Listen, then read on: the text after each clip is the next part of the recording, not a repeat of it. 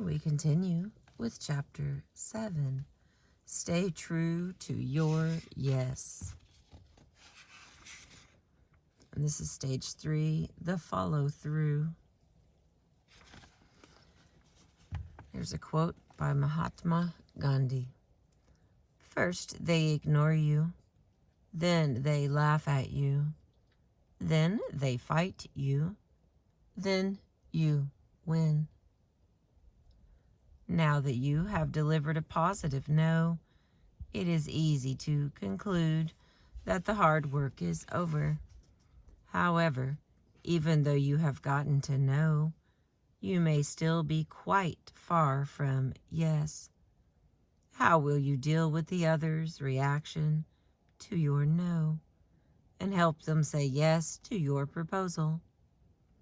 Now that you have prepared and delivered your yes, no, yes, it is time to follow through on it. The first step in this follow-through stage is to stay true to your underlying yes. The challenge, managing their reaction. I once saw a billboard in Frankfurt that announced, "The only word I want to hear is yes." That is probably how many people feel. It is not easy to be on the receiving end of a no. Your no may mean a painful adjustment in expectations, a perceived threat to a vital value or need, even a challenge to their basic identity. Naturally, the other may resist your no. They may pretend they never heard it. They may wheedle, beg, plead, or sulk. They may lash back, threaten, or blackmail you. Your boss may answer you angrily, "I won't accept no for an answer." Or your client may react with a threat, "Do you want our business or not? Because your competitors will." Or your spouse may retort, "You can't be serious. After all I do for you, you won't do this one little thing for me."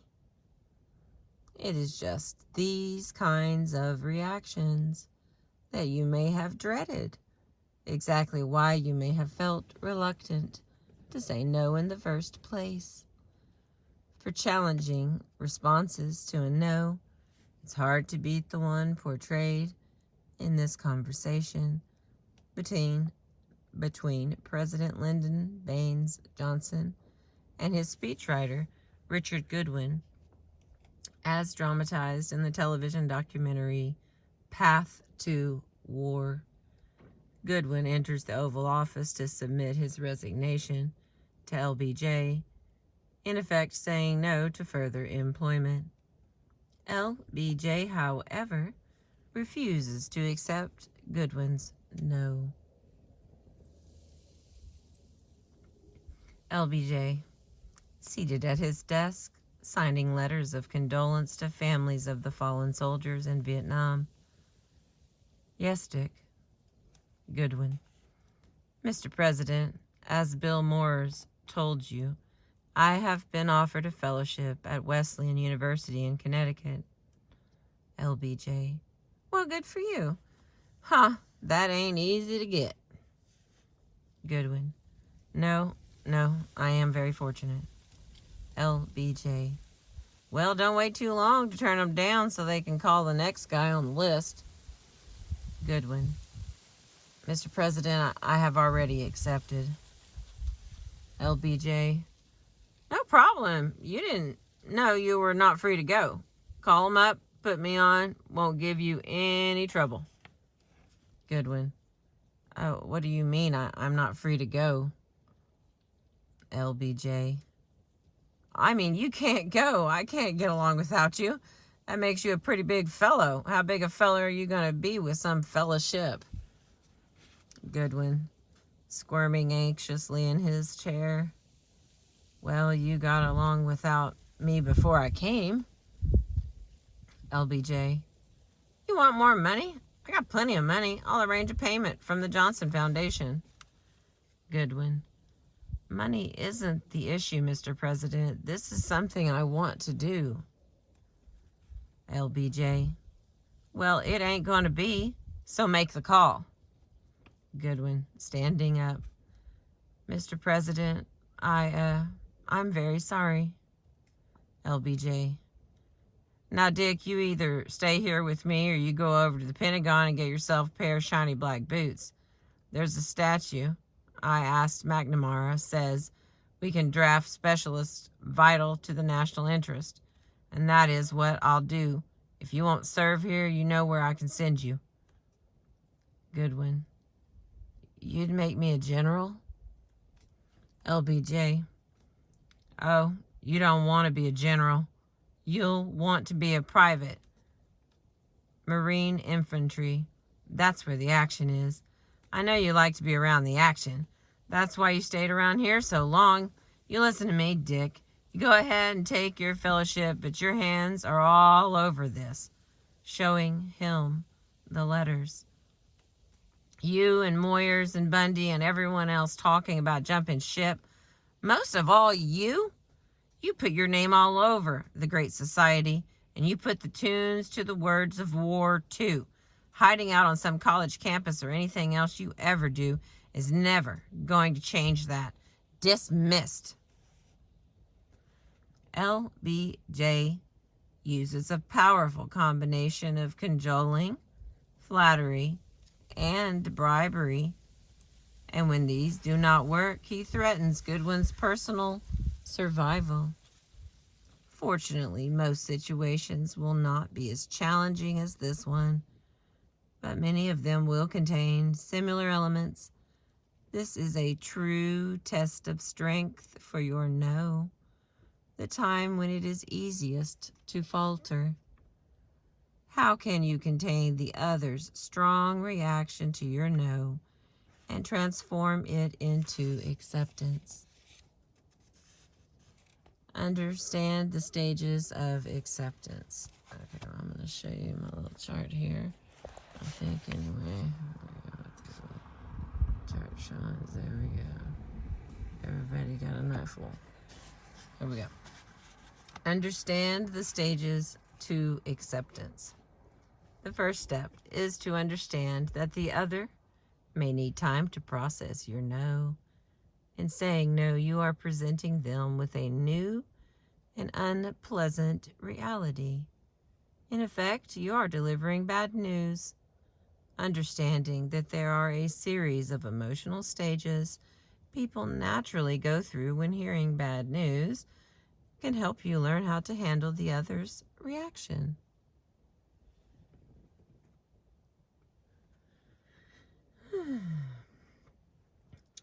In the 1970s, Swiss psychiatrist Elisabeth Kubler-Ross published her research on the rough sequence of emotional reactions people typically experience when confronted with catastrophic news, such as the news they are dying. While coming to terms with a no is usually a less dire situation, nonetheless, a no does confront us with potential loss and all the attendant emotions. We can learn from Kubler-Ross's work and adapt it very loosely for our purposes. There is no lockstep order, and the pattern will, of course, vary from person to person. The general stages are avoidance, denial, anxiety, anger, bargaining, sadness, and acceptance. Think of LBJ for a moment. He starts by avoiding the issue of Dick Goodwin's resignation. Well, don't wait too long to turn him down so they can call the next guy on the list. When Goodwin brings it up again, he goes into active denial. No problem, you didn't know you were not free to go. As Goodwin persists, LBJ moves into the stages of anxiety and anger. I mean, you can't go. I can't get along without you. Then LBJ begins to bargain. You want more money? I got plenty of money.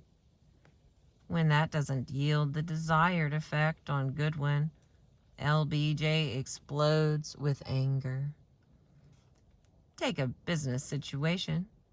Imagine you have an important client who wants you to accomplish a project in a time frame that you know is unrealistic. You take it upon yourself to explain how it is not possible for you to do the job in the time allotted. This is bad news that your client does not want to hear. At first, your client may deny there is a problem. I don't know what the problem is. You can do it. I'm sure you can. Suppose you persist in explaining why the deadline is not feasible. This time your client may get visibly anxious. It has to be done by then or else I'm in hot water.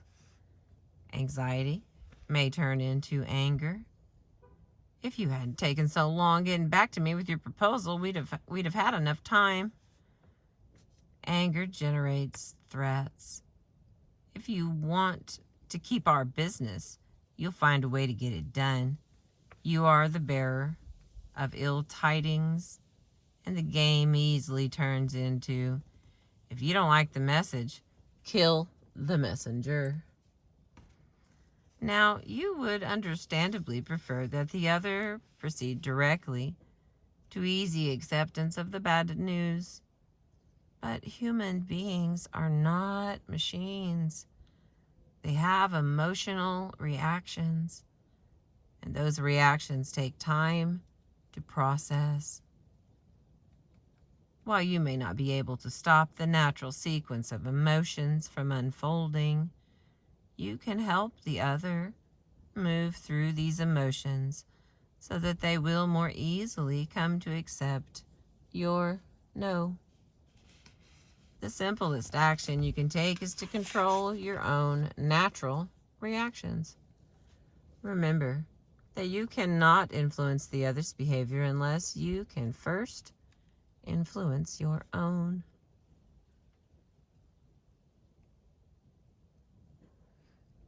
Don't yield. Don't attack. The moment after we deliver our no is when we may be most vulnerable to wavering. We may be feeling guilty and unsteady, fearful of hurting the other's feelings.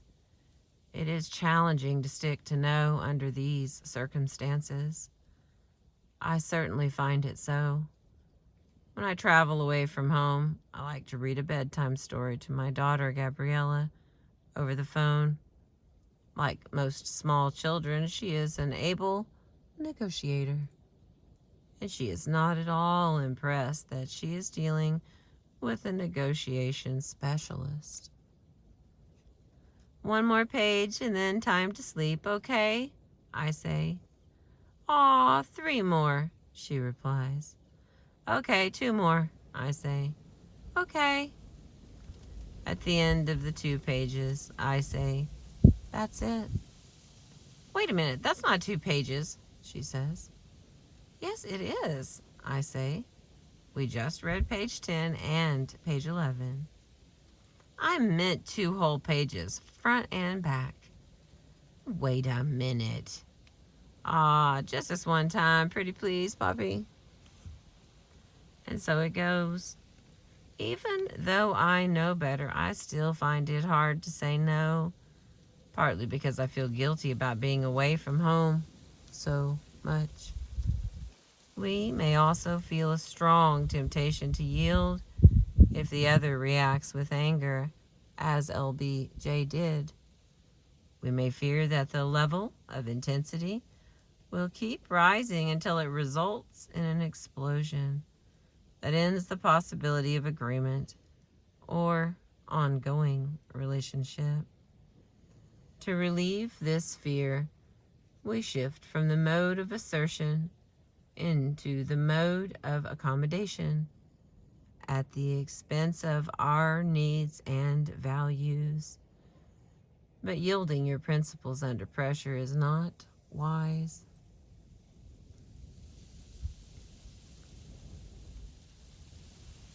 One of the most tragic examples of this kind of accommodation under pressure was the teleconference that took place on January 27th, 1986, the night before the launch of the Space Shuttle Challenger. When asked by NASA, engineers at the company that manufactured the rocket boosters recommended not proceeding with the launch, presenting data that the O-rings might fail at the expected cold temperatures. But when the NASA official expressed shock and displeasure, the engineers' managers called a hasty caucus and changed the no into a yes, approving the launch. The end result, the launch went ahead.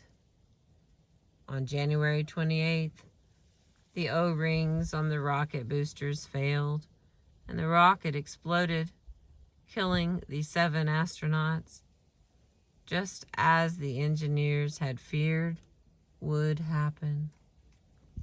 The usual alternative to yielding under pressure is to counterattack. It is easy to lash out and meet fire with fire. You came to me too late, the supplier reprimands the customer.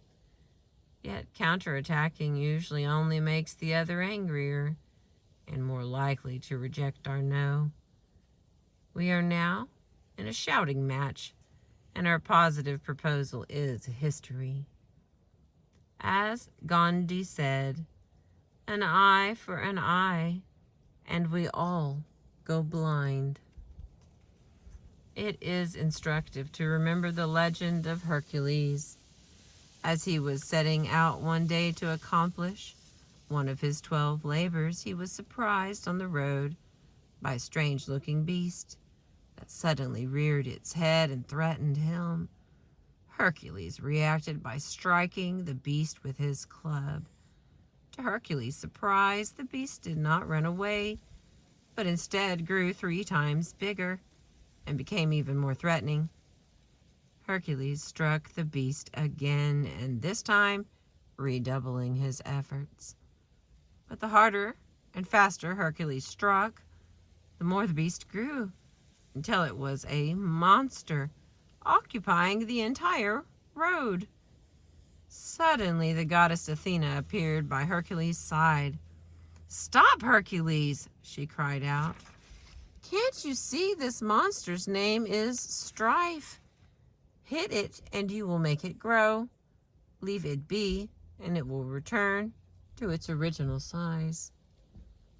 As Athena reminds Hercules, the key is not to overreact, but to stay on track. Leave strife alone. Whether you attack or yield, you are reacting. You are off track, no longer focused on the prize, the protection of your core interests and needs. Yielding rewards the other's abusive behavior, and counterattacking reinforces it. In either case, you interrupt the other's process of accepting our no. The choice is yours. The moment you react to the other's reaction, you are initiating an action-reaction cycle that can go on forever. The alternative is not to react, but rather to stay true to your underlying yes. Keep your focus on what matters to you. In other words, go to the balcony. Go to the balcony is the next part. We are in the beginning of, this has been the beginning of chapter 7, Stay True to Your Yes. And we're on page 174 from the book, The Power of Positive No by William Ury. I appreciate you listening, catching some water and beautiful clouds with me today. I appreciate you very much.